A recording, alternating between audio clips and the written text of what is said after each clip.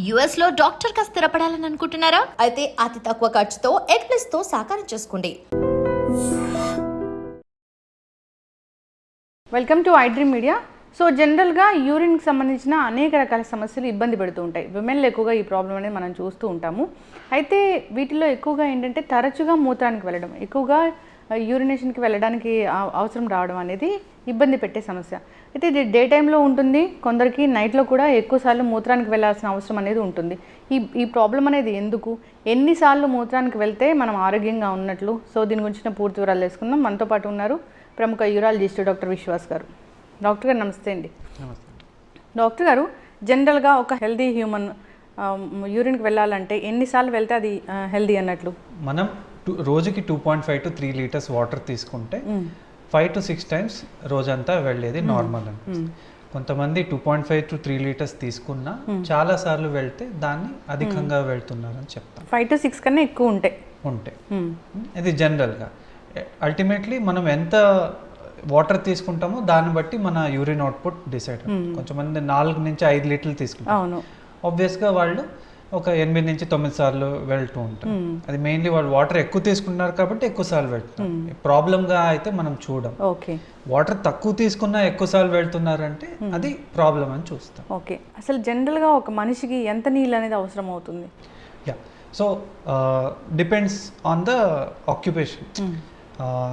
Labour ఉన్నారు, లేకపోతే ఎండలో బాగా తిరుగుతున్నారు, హార్డ్ వర్క్ చేస్తారు అంటే వాళ్ళకి 3 to 3.5 లీటర్స్ మినిమం తాగాల్సి వస్తుంది. ఎందుకంటే వాళ్ళు ఎక్కువగా డీహైడ్రేట్ అవుతుంటారు. ఎవరైతే డస్ట్ జాబ్ చేస్తారో లేకపోతే ఇంట్లోనే పని చేస్తారో వాళ్ళకి 2.5 to 3 లీటర్స్ ఇస్ ఎనఫ్. దాహం వేసినప్పుడు తాగితే సరిపోదా? గుర్తుపెట్టుకొని ఇలా లీటర్స్ వాటర్ తాగాల్సిన అవసరం ఉంటుందా డాక్టర్ గారు? ఎస్. సో మనం కిడ్నీ ప్రాపర్గా ఫంక్షన్ అవ్వాలంటే అడిక్వేట్ హైడ్రేషన్ అనేది చాలా కంపల్సరీ. మనం తక్కువ నీళ్లు తాగి దాహం అయినప్పుడే తాగితే ఏమవుతుందంటే స్టోన్ ఫార్మేషన్ రిస్క్ పెరిగిపోతుంది అండ్ యూరిన్ ఇన్ఫెక్షన్ రిస్క్ కూడా పెరిగిపోతుంది. అందుకనే మనం గుర్తుపెట్టుకొని రోజుకి 2.5 to 3 లీటర్స్ కనీసం వాటర్ ఇంటేక్ అనేది ఫిక్స్ చేసుకోవాలి. ఓకే, అయితే డాక్టర్ గారు, తరచుగా మూత్రానికి వెళ్ళడం అంటే 5 to 6 టైమ్స్ కన్నా ఎక్కువగా మూత్రానికి వెళ్ళాల్సి వస్తే, నీరు తక్కువగా తీసుకున్నా కానీ, సఫిషియెంట్ నీరు తీసుకున్నా కానీ ఎక్కువసార్లు మూత్రానికి వెళ్ళాల్సి రావడం అనేది ఒక అనారోగ్య సమస్యలాగా చెప్తామా? ఎస్. సో దీంట్లో 2 రకాలుగా ఉంటుంది, ఫంక్షనల్ లేకపోతే అనాటమికల్.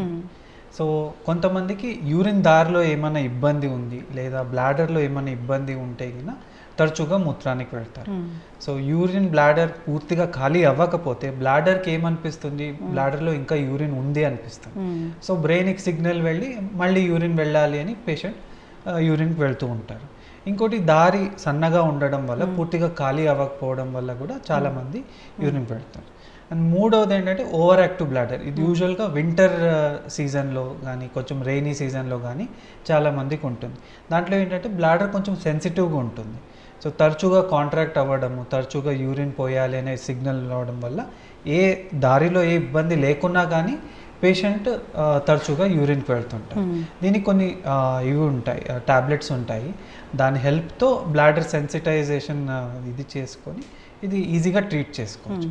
అండ్ అదే స్కానింగ్ లేదా యూరోఫ్లోమెట్రీ అనే ఒక టెస్ట్తో మనం డిసైడ్ చేస్తాం పేషెంట్కి యూరిన్ దారిలో ఏమైనా ఇబ్బంది ఉందా లేకపోతే బ్లాడర్ పూర్తిగా ఖాళీ అవుతుందా లేదా అని చూసుకొని మనం ట్రీట్మెంట్ ఇస్తాం. ఓకే, ఇది నైట్లో కూడా చాలామంది ఇలాంటి ప్రాబ్లం ఫేస్ చేస్తూ ఉంటారు, అదెందుకు? సో బేసికలీ బీపీహెచ్ అనే ఒక సమస్య ఉంటుంది, బినైన్ ప్రోస్టాటిక్ హైపర్ప్లేషియా. ఇది మగవాళ్ళలో మాత్రమే అవుతుంది. 50 years దాటాక వాళ్ళకి నాక్ట్యూరియా అంటాం, అది ఫస్ట్ సిమ్టమ్. ప్రోస్టేట్ సమస్య ఉన్న వాళ్ళకి నాక్ట్యూరియా అనేది ఫస్ట్ సిమ్టమ్. అంటే night time more than once లేచి వెళ్ళాల్సి రావటం. సో అటువంటప్పుడు మనం ప్రోస్టేట్కి తగిన టెస్టులు చేసి దాన్ని ట్రీట్మెంట్ చేస్తే అది సెట్ అయిపోతుంది. మిగతాది యంగ్ పాపులేషన్లో, మేల్స్లో కానీ ఫీమేల్స్లో కానీ. మేల్స్లో అయితే చాలా రేర్గా చూస్తుంటాం. ఓవర్ యాక్టివ్ బ్లాడర్ ఉంటే అవుతుంది, లేదా యూరిన్ దారిలో ఏమైనా సమస్య ఉంటే వస్తుంది. యంగ్ ఉమెన్లో రికరెంట్ ఇన్ఫెక్షన్స్ అనేది చాలా కామన్. ఎంత కామన్ అంటే ఒక మహిళలో జీవితాంతంలో అట్లీస్ట్ వన్స్ యూరిన్ ఇన్ఫెక్షన్ రావడం 50% రిస్క్ ఉంటుంది. సో బయట ఒక 1000 మంది ఉన్నారనుకోండి, దాంట్లో 500 మందికి ఎప్పుడో ఒకసారి ఒక ఇన్ఫెక్షన్ వచ్చే ఉంటుంది. సో ఆ ఇన్ఫెక్షన్ రావడం వల్ల నాక్చురియా రావచ్చు, లేదా డే టైం ఫ్రీక్వెన్సీ రావచ్చు. ఇంకోటి వాళ్ళకు కూడా ఓవర్ యాక్టివ్ బ్లాడర్ అనే సమస్య రావచ్చు, దానివల్ల కూడా తరచుగా యూరిన్ వెళ్ళే ఇది ఉంటుంది. ఎట్లా తగ్గిస్తారు డాక్టర్ గారు? అది దానికి ట్రీట్మెంట్ అంటే ఎలా ఉంటుంది? సర్జరీలా లేకపోతే టాబ్లెట్స్తో సరిపోతుంది? సో యూజువల్గా ఇన్ఫెక్షన్స్ ట్రీట్మెంట్ టాబ్లెట్స్తోనే సరిపోతుంది. కొంతమంది రికరెంట్ యూటీఐస్ అని వింటుంటాం, అది ఆడవాళ్ళల్లో చాలా కామన్గా వింటుంటాం. ఎందుకంటే మహిళల్లో యూరిన్ దారి చాలా చిన్నగా ఉంటుంది, జస్ట్ 4 సెంటీమీటర్స్ ఉంటుంది. బ్లాడర్కి మన బయట ప్రపంచానికి జస్ట్ 4 సెంటీమీటర్. సో బ్యాక్టీరియా ఈజీగా బ్లాడర్లోకి ఎంటర్ అవుతుంది. అందుకే మహిళల్లో రికరెంట్ ఇన్ఫెక్షన్స్ కామన్గా చూస్తుంటాం. సో రికరెంట్ ఇన్ఫెక్షన్స్ ఉంది అనే డెఫినేషన్ ఏంటంటే 6 నెలల్లో 2 సార్లు రావడం, లేదా 1 సంవత్సరంలో 3 సార్లు కంటే ఎక్కువ రావడం, అప్పుడు మనం రికరెంట్ ఇన్ఫెక్షన్స్ అని చేసి ఏంటి సమస్య అని నెక్స్ట్ చూస్తుంటాం. జస్ట్ వన్స్ ఆర్ ట్వైస్ వచ్చింది అంటే జస్ట్ ఒక క్యాజువల్ ఇన్ఫెక్షన్గా భావించి ఒక యాంటీబయాటిక్ కోర్సు ఆపేస్తాం, ఎక్కువ టెస్ట్ చేయం. 6 నెలల్లో 2 సార్లు కంటే ఎక్కువ రావడం, లేదా 1 సంవత్సరంలో 3 సార్లు కంటే ఎక్కువ రావడం, అప్పుడు రికరెంట్ ఇన్ఫెక్షన్స్ వచ్చి స్కానింగ్ చేయడము, లేదా యూరిన్ దారిలో ఏమైనా ప్రాబ్లం ఉందా చూసుకోవడము, ఇవన్నీ చూసుకొని ఆ ట్రీట్మెంట్ని ఇచ్చేస్తాం. యూరిన్ దారిలో ప్రాబ్లం మెయిన్లీ ఓల్డ్ ఏజ్లో వస్తుంది. యంగ్ పాపులేషన్లో దారిలో చిన్నబడటం ఇవన్నీ యూజువల్గా చూడడం. సో ఓల్డ్ ఏజ్లో ఉంటే దారి చిన్నబడితే దానికి ఆపరేషన్ చేస్తాం. ఓకే. కాకపోతే ఇన్ఫెక్షన్స్ లేదా ఓవర్ యాక్టివ్ బ్లాడర్కి మెడిసిన్స్తో క్యూర్ అయిపోతుంది. అసలు ఇలాంటి ప్రాబ్లం రాకూడదు అంటే జాగ్రత్తలు ఏముంటాయి? సో మెయిన్ అంటే వాటర్. చాలామంది తక్కువ వాటర్ ఇంటేక్ తీసుకుంటారు. తక్కువ వాటర్ ఇంటేక్ తీసుకున్నప్పుడు బ్యాక్టీరియా అసెండ్ అయ్యి బ్లాడర్లో ఉండి యూరిన్ అక్కడే ఉండిపోవడం, తక్కువ యూరిన్ వెళ్ళడం వల్ల అక్కడే ఇన్ఫెక్షన్ ఇది క్వాంటిటీ పెరిగిపోతుంది. అదే మనం బాగా వాటర్ తీసుకున్నాం అనుకోండి, చిన్న బ్యాక్టీరియా ఎంటర్ అయినా మనం యూరిన్ పోసేస్తాం కాబట్టి ఫ్లష్ అయిపోతుంది. అది first point, inadequate drinking of water. Second వచ్చేసి కొంతమంది హ్యాబిచువల్గా యూరిన్కి అనేది డిలే చేస్తుంటాం. ఇప్పుడు యూరిన్ వచ్చింది వెంటనే టాయిలెట్ వెళ్ళకుండా ఇంకొక 1-2 అవర్స్ తర్వాత పోద్దాంలే అలా ఉంటుంది. అలా కొంతమంది హ్యాబిచువల్గా చేస్తారు. ఇంకొంతమంది తమ ప్రొఫెషన్కి అనుగుణంగా, అంటే డ్రైవర్స్ కానీ లేదా మార్కెటింగ్ ఫీల్డ్ వాళ్ళు కానీ, వాళ్ళ ప్రొఫెషన్ ఎక్కడ పడితే అక్కడ వాళ్ళు యూరిన్ వెళ్ళలేరు. సో వాళ్ళు హ్యాబిచువల్గా ఇప్పుడు మార్నింగ్ వెళ్ళామంటే నెక్స్ట్ ఆఫ్టర్నూన్ లేదా ఈవినింగ్ ఇలా డిలే చేసుకుంటాం.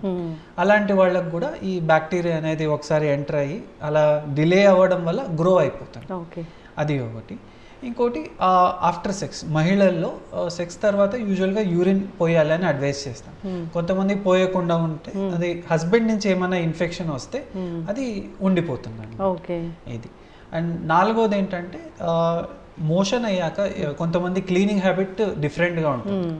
మోషన్ హోల్ అనేది, ఏనస్ అనేది వెనక పక్క ఉంటుంది, అక్కడ బ్యాక్టీరియా ఎప్పుడూ ఉంటుంది. సో అక్కడి నుంచి మనం ముందుకి వాష్ చేసుకుంటే అక్కడ ఉండే బ్యాక్టీరియా మనం యూరిన్ దారికి తెస్తున్నాం. సో ఆ హ్యాబిట్ని మనం మానుకోవాలి. చక్కగా చెప్పారు డాక్టర్ గారు. ఈ టిప్స్ అందరూ ఫాలో అవ్వాలని కోరుకుందాం. అయితే చాలామందికి యూరిన్ వెళ్ళేటప్పుడు ఇప్పుడు మెన్ కానీ ఉమెన్ కానీ నొప్పిగా అనిపిస్తుంది అంటారు. అది ఎందుకు? అది దీనివల్లేనా, ఇన్ఫెక్షన్ వల్లేనా, లేకపోతే ఇంకా ఏదైనా సపరేట్ కారణం ఉంటుందా? ఎస్. సో కొంతమందికి మెన్లో క్రానిక్ ప్రోస్టటైటిస్ అనే సమస్యను చూస్తుంటాం. ముఖ్యంగా యంగ్ పాపులేషన్లో ఈ నడుమ క్లినికల్ ప్రాక్టీస్లో చాలామంది వస్తారు. సో ఈ క్రానిక్ ప్రోస్టటైటిస్ అంటే మోర్ దెన్ 3 months ఇన్ఫెక్షన్ అక్కడ ఉండిపోవడం. సో దీన్ని ట్రీట్ చేయడం కష్టం, ఎందుకంటే అక్యూట్ ఇన్ఫెక్షన్స్కి ట్యాబ్లెట్ ఇచ్చేస్తే క్లియర్ అయిపోతుంది. క్రానిక్ అంటే అక్కడ బ్యాక్టీరియా ఉండిపోతుంది. సో ప్రోస్టేట్లో రక్త సరఫరా కూడా చాలా తక్కువ ఉంటుంది. సో మనం ఇచ్చిన యాంటీబయాటిక్ కూడా చాలా తక్కువగా వెళ్తుంది కాబట్టి ఈజీగా ట్రీట్ చేయడం కష్టం. సో దానివల్ల మంట లేకున్నా కానీ కాన్స్టెంట్గా పెయిన్ ఉండడం చూస్తుంటాం. కానీ మహిళల్లో ఇది చాలా తక్కువగా చూస్తుంటాము. వాళ్ళలో కూడా ఒక రేర్ ఎంటిటీ ఉంటుంది, బ్లాడర్ పెయిన్ ఇంటర్స్టిషియల్ సిస్టైటిస్ అని వింటుంటాం. అది కొంచెం 30s 40s దాటాక వస్తుంది. ఇది కూడా మంట లేకుండా, ఇన్ఫెక్షన్ లేకుండా పెయిన్ ఉండే అవకాశాలు ఉంటాయి. ఓకే డాక్టర్ గారు, యూరినరీ బ్లాడర్ అనేది హెల్తీగా ఉందా లేదా తెలుసుకోవాలంటే టెస్ట్లకు వెళ్ళాల్సిందేనా? సో యూరినరీ బ్లాడర్ హెల్తీగా ఉంది అంటే జస్ట్ ఒక యూరిన్ టెస్ట్ చేస్తాం. యూరిన్ టెస్ట్లో అన్నీ చాలా పారామీటర్స్ ఉంటాయి. గ్లూకోజ్ ఉంటుంది, బైల్ ఉంటుంది, బ్యాక్టీరియా ఉంటుంది. సో మీకు షుగర్ ఉందా లేదా మనం యూరిన్ టెస్ట్లో తేల్చుకోవచ్చు. లివర్ బాగా పనిచేస్తుందా లేదా యూరిన్ టెస్ట్లో చేసుకోవచ్చు, ఇన్ఫెక్షన్ ఉందా లేదా యూరిన్ టెస్ట్లో చేసుకోవచ్చు. సో ఒక చిన్న యూరిన్ ఎగ్జామినేషన్తో చాలా విషయాలు బాడీ కరెక్ట్గా ఉందా లేదా తెలుసుకోవచ్చు, మరి బ్లాడర్ హెల్తీగా ఉందా లేదా తెలుసుకోవచ్చు. మరి ఒక చిన్న అల్ట్రాసౌండ్ స్కానింగ్లో కూడా మనకి బ్లాడర్ హెల్త్ అనేది చక్కగా తెలిసిపోతుంది. ఓకే, ఇప్పుడు హోమ్ రెమెడీస్ కూడా పాటిస్తుంటారు చాలామంది యూరిన్ ఇన్ఫెక్షన్ వచ్చినప్పుడు, పనిచేస్తాయా డాక్టర్ గారు? సో హోమ్ రెమెడీస్లో క్రాన్బెర్రీ జ్యూస్ అనేది కొన్ని స్టడీస్లో పనిచేస్తుందని మనం చూస్తాము. సో మనం మెయిన్గా వాటర్ ఇంటేక్ సరిగ్గా చేసుకుంటే మనకి వేరే ఏ రెమెడీ అవసరం లేదు. అవును, that is the main important. ఎక్కువగా తీసుకోకూడదు, అట్లానే తక్కువగా తీసుకోకూడదు. కరెక్ట్. ఇప్పుడు బయట వెళ్ళినప్పుడు చాలామంది టాయిలెట్స్ బాగాలేవని యూరిన్కి వెళ్ళకుండా ఉంటారు, ఇన్ఫెక్షన్స్ వస్తాయని. నిజంగానే బయట టాయిలెట్స్ వల్ల కూడా యూరిన్ ఇన్ఫెక్షన్స్ వస్తాయా? వచ్చే అవకాశాలు అయితే ఉంటాయి. సో మొన్న ఒక పేషెంట్ అన్నారు, సార్ మా ఆఫీస్లో టాయిలెట్స్ అయితే క్లీన్ ఉండవు, అందుకని నేను చాలా తక్కువ సార్లు వెళ్తాను. సో దానివల్ల 2 డ్రాబ్యాక్స్. ఒకటి హ్యాబిచువల్గా తను యూరిన్ పోయకుండా హోల్డ్ చేసుకుంటాను, సో ఇన్ఫెక్షన్ వచ్చి ఇది అవుతుంది. ఇంకొకటి టాయిలెట్స్ బాగా లేకపోతే they have to do some other thing. So you have to find toilets అనేవి సరిగా లేకపోతే ఇన్ఫెక్షన్ అనేది ఖచ్చితంగా వస్తుంది. హైజీన్ కరెక్ట్గా లేకపోతే బ్యాక్టీరియా డెఫినెట్గా మన థైస్ కానీ యూరిన్ దారి దగ్గర వచ్చే అవకాశం ఉంటుంది. సో ఐదర్ హైజీన్ ఉండే టాయిలెట్ చూస్ చేసుకోవాలి, లేదా ఫ్రీక్వెంట్గా వాటర్ తీసుకొని యూరిన్ చేస్తూ ఉండాలి. అయితే ఇప్పుడు తరచుగా యూరిన్ ఇన్ఫెక్షన్స్ వస్తున్నాయంటే అది కిడ్నీ మీద కూడా ప్రభావం చూపిస్తుందా? కరెక్ట్. సో దీన్ని అసెండింగ్ ఇన్ఫెక్షన్స్ అంటాం, అంటే కింద నుంచి పైకి వెళ్తుంది. ఫస్ట్ యూరిన్ దారిలో నుంచి బ్లాడర్లోకి వెళ్ళి బ్లాడర్ అంతా కొలనైజ్ అయ్యాక నెక్స్ట్ కిడ్నీ వైపే అవి పైకి వెళ్తాయి. సో అప్పుడు మనకి సిస్టమిక్ ఇది సిమ్టమ్స్ వస్తాయి, అంటే ఫీవర్ రావడము లేదా పెయిన్ రావడము అవన్నీ ఉంటాయి. అప్పుడు ఇది ఏదైతే ఓపీడీ బేసిస్లో మనం ట్రీట్ చేస్తామో యూరిన్ ఇన్ఫెక్షన్స్, కిడ్నీ వచ్చినప్పుడు హాస్పిటలైజేషన్ అవ్వాల్సి వస్తుంది, ఎందుకంటే అది కొంచెం సీరియస్ ఇన్ఫెక్షన్స్. అంటే అది కిడ్నీని ఎంత డ్యామేజ్ చేసింది అనేది తెలుసుకోవచ్చా డాక్టర్ గారు? సో ఒక్కసారి ఇన్ఫెక్షన్ వస్తే కిడ్నీగా మేజర్గా డ్యామేజ్ అయితే అవ్వదు, కానీ రికరెంట్గా మళ్ళీ ఇన్ఫెక్షన్ వస్తుంటే కిడ్నీ ఖచ్చితంగా డ్యామేజ్ అవుతుంది. దాంట్లో మనం ఒక స్కాన్ చేస్తాం, DMSA స్కాన్ అని. దాంట్లో కిడ్నీ ఎంతవరకు డ్యామేజ్ అయ్యింది, ఎంతవరకు హెల్తీ ఉంది అని మనం చూసుకోవచ్చు. అది రికరెంట్ ఇన్ఫెక్షన్స్ అయ్యే వాళ్ళకి మాత్రమే మనం అడ్వైస్ చేస్తాం. పిల్లల్లో యూరిన్ ఇన్ఫెక్షన్స్ వస్తే కూడా ఈ కిడ్నీ స్కాన్ వరకు వెళ్ళాల్సిందే? Yes, correct. సో పిల్లల్లో కూడా ఇది కామన్గా DMSA స్కాన్ అని చేయిస్తాం. దాంట్లో మనకి కిడ్నీ ఎంత డ్యామేజ్ అయిందో తెలుస్తుంది, అండ్ కిడ్నీ ఫంక్షన్ ఎంత ఉందని కూడా తెలుస్తుంది. చిన్న పిల్లల్లో వెసైకోరెట్రిక్ రిఫ్లెక్సిస్ అనే ఒక కండిషన్ చూస్తాం, అంటే బ్లాడర్ నుంచి యూరిన్ రిఫ్లెక్స్ అవుతుంది. నార్మల్గా కిడ్నీకి యూరిన్ వెళ్ళకూడదు, వన్ వే రావాలి, వన్ వే ట్రాఫిక్ అంతే. కాకపోతే కొంతమందికి టైట్గా లేకపోవడం వల్ల బ్లాడర్ నుంచి యూరిన్ రిఫ్లెక్స్ అవుతుంది. సో బ్లాడర్లో ఇన్ఫెక్షన్ అయ్యి ఆ ఇన్ఫెక్షన్ తరచుగా కిడ్నీకి వెళ్తుంది, దానివల్ల కిడ్నీ డ్యామేజ్ చాలా కామన్గా చూస్తాం. Okay, yes. సో అయితే ఇప్పుడు చెప్పిన ఆ టెస్ట్లు ఏవైనా చేయించుకుంటే ఏదైనా రేడియేషన్ ఎఫెక్ట్ అలా ఉంటుందా డాక్టర్ గారు? నార్మల్గా CT స్కాన్లో మనకి రేడియేషన్ ఎఫెక్ట్ చాలా ఎక్కువ ఉంటుంది. కాకపోతే ఈ న్యూక్లియర్ మెడిసిన్ స్కాన్స్, DTPA అని వింటుంటాం, DMSA అని ఉంటుంటాం. సో చాలా తక్కువ రేడియేషన్ ఉంటుంది. సో ఎక్స్రే కంటే ఎక్కువ ఉంటుంది, CT స్కాన్ కంటే తక్కువ ఉంటుంది. సో మోడరేట్గా ఉంటుంది. ఎప్పుడో ఒకసారి ఆ స్కాన్ చేసుకోవడం వల్ల ఎక్కువ ప్రాబ్లం అయితే ఉంటుంది. చిన్నపిల్లల్లో మనం చేస్తున్నామంటే సేఫర్ అనే అర్థం. సో పెద్దవాళ్ళు ఈజీగా చేసుకోవచ్చు. డాక్టర్ గారు, యూరిన్ ఇన్ఫెక్షన్స్ కామన్గా వస్తాయి, వాటర్ తీసుకోకపోతే అలా డిస్కస్ చేస్తాం, అంతా బాగానే ఉంది. చాలామంది కొన్ని రకాల ఫుడ్స్ తిన్నప్పుడు, పచ్చడి అలాంటివి తిన్నప్పుడు, పిగిల్స్ తిన్నప్పుడు చెప్తారు ఏంటంటే వేడి చేసింది అని. వేడి చేయడం వల్ల యూరిన్ వెళ్ళే దారిలో అంతా మంట వస్తుంది అని. అది అంటే ఏమంటారు డాక్టర్ గారు మెడికల్ టర్మినాలజీలో దాన్ని? సో కొంతమందికి ఫస్ట్ ఆఫ్ ఆల్ కొన్ని ఫుడ్స్తో సెన్సిటివ్గా ఉంటారు.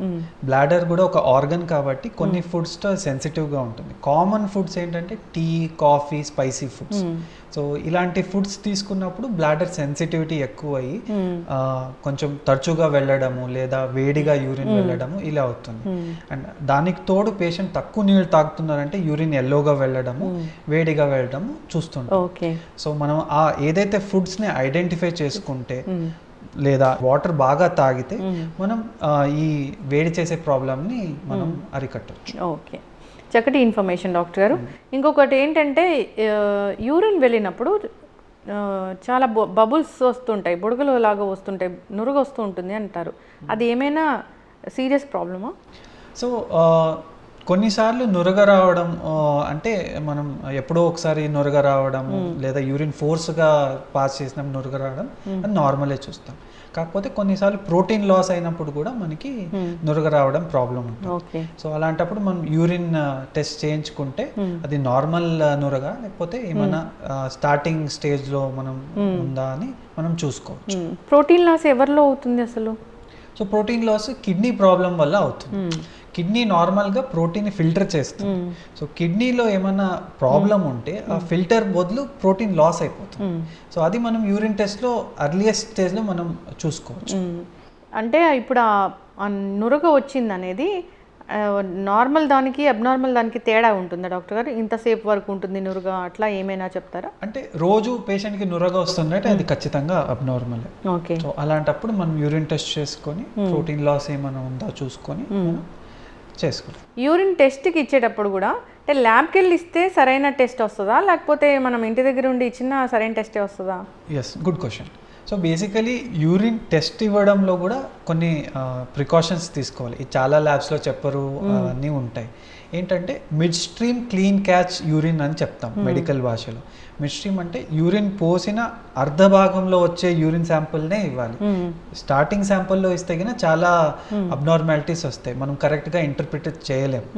అందుకని ఎప్పుడు యూరిన్ ల్యాబ్లో యూరిన్ టెస్ట్ ఇచ్చేటప్పుడు స్టార్టింగ్ యూరిన్ శాంపుల్ని డిస్కార్డ్ చేసి మధ్యలో వచ్చే యూరిన్నే తీసుకోవాలి. ఓకే. అండ్ యూరిన్ ఇచ్చేటప్పుడు కూడా అక్కడ ఏరియాని క్లీన్ చేసుకొని ఇవ్వాల్సి వస్తుంది. సో అలాంటప్పుడు మనకి కరెక్ట్ రిపోర్ట్స్ వస్తాయి.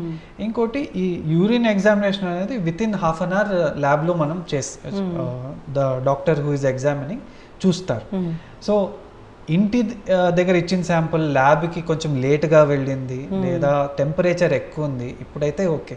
సో ఎండాకాలంలో టెంపరేచర్ ఎక్కువ ఉంటుంది కాబట్టి ల్యాబ్కి వెళ్ళే టైం ఎక్కువ అయిపోతే చాలా పారామీటర్స్ ఇది వేరీ అవుతాయి. సో ఎప్పుడు ఇచ్చినా ల్యాబ్లో ఇవ్వడం బెస్ట్. లేదా ఇంట్లో ఉంది అంటే త్వరగా ల్యాబ్కి చేరుతుంది అంటే మనం ఇంట్లో ఇవ్వచ్చు. ఓకే, ఎస్, చక్కటి ఇన్ఫర్మేషన్ డాక్టర్ గారు. యూరిన్ ఇన్ఫెక్షన్ తరచుగా మూత్రానికి వెళ్ళడానికి అవసరం రావడం అనేది అదొక ప్రాబ్లమే. సో 5 to 6 times కన్నా ఎక్కువగా ఫ్రీక్వెంట్ యూరినేషన్ ఉంటే కనుక ఖచ్చితంగా డాక్టర్ని సంప్రదించాల్సింది. చాలామంది యూరిన్ హోల్డ్ చేయడము, ఇన్ఫెక్షన్ వచ్చినా కానీ ఆ ట్యాబ్లెట్స్ అవి ఇవి వాడుతూ ఉంటారు. యాంటీబయాటిక్స్ వాడి డాక్టర్ దగ్గరికి వెళ్ళే వాళ్ళని కూడా చాలామందిని చూసాము. అప్పుడు ఖచ్చితమైన రిజల్ట్ అనేది రాదంట కదా డాక్టర్ గారు, డాక్టర్ చెప్పకుండా వాడితే? సో ఏమవుతుందంటే ఇన్ఫాక్ట్ మొన్న ఒక పేషెంట్ వచ్చారు. ఏంటంటే లైక్ ఎప్పుడో ఒక 5 years బ్యాక్ యూరిన్ ఇన్ఫెక్షన్ వచ్చింది. అప్పుడు డాక్టర్ గారు ఒక టాబ్లెట్ ఇచ్చారు. సో దాని తర్వాత ప్రతి 6 నెలలకు ఒకసారి ఇన్ఫెక్షన్ వస్తుంది, అదే టాబ్లెట్ వేసుకుంటారు, అలానే కంటిన్యూ చేస్తున్నారు. సో ఫైనల్గా వచ్చారు. అలాంటి దానివల్ల ఏమవుతుందంటే యాంటీబయాటిక్ రెసిస్టెన్స్ వస్తుంది. సో అదే టాబ్లెట్ మనం ఫ్యూచర్లో తీసుకుంటే అది పనిచేయదు. సో ఎంత తక్కువ యాంటీబయాటిక్స్ వాడితే అంత మంచిది. సో అది టేక్ హోమ్ మెసేజ్ తీసుకోవాలి. సో డాక్టర్ సంప్రదించిన తర్వాతే యాంటీబయాటిక్ తీసుకోవడం బెటర్. డైరెక్ట్గా మెడికల్ షాప్కి వెళ్ళి తీసుకోవడం అంత కరెక్ట్ కాదు. ఎస్, యూరిన్ కలర్ చేంజ్ అయినా కానీ, యూరిన్లో నురగ లాంటిది వస్తున్నా, ఫ్రీక్వెంట్ యూరినేషన్ ఉన్నా కానీ ఒకసారి డాక్టర్ని సంప్రదించాలని కోరుకుందాం డాక్టర్ గారు. అందరూ హెల్దీ లైఫ్ స్టైల్ మెయింటైన్ చేయాలి. వాటర్ అనేది ఎక్కువగా తీసుకోకూడదు, అలానే తక్కువగా తీసుకోకూడదు. సో మెయింటైన్ చేస్తూ హెల్దీగా ఉండాలని కోరుకుందాం. చాలా చక్కటి ఇన్ఫర్మేషన్ అండి, ధన్యవాదాలు. Thank you. And for more videos, please subscribe to iDream. Please subscribe to iDream. Please subscribe iDream. And please subscribe to iDream. For more videos, subscribe to iDream. please like, share and subscribe to the channel. Congratulations, iDream. Subscribe to iDream. Subscribe to iDream. So subscribe to iDream Media. iDream ki iDream team andarki huge congratulations. Please subscribe iDream Media. Please subscribe to iDream. Subscribe iDream. Please subscribe to iDream. iDream అంటే నా కళల ఛానల్ను subscribe చేసుకున్న నోరు తిరుగుతలేదు, మీరైతే గంట గుర్తు కొట్టండి. For more such videos, please subscribe to iDream. Subscribe to iDream. Please subscribe to iDream. Please subscribe iDream Media. Please do subscribe to iDream. Please subscribe to iDream Media. For best entertainment and information, please subscribe iDream. And don't forget to subscribe to iDream.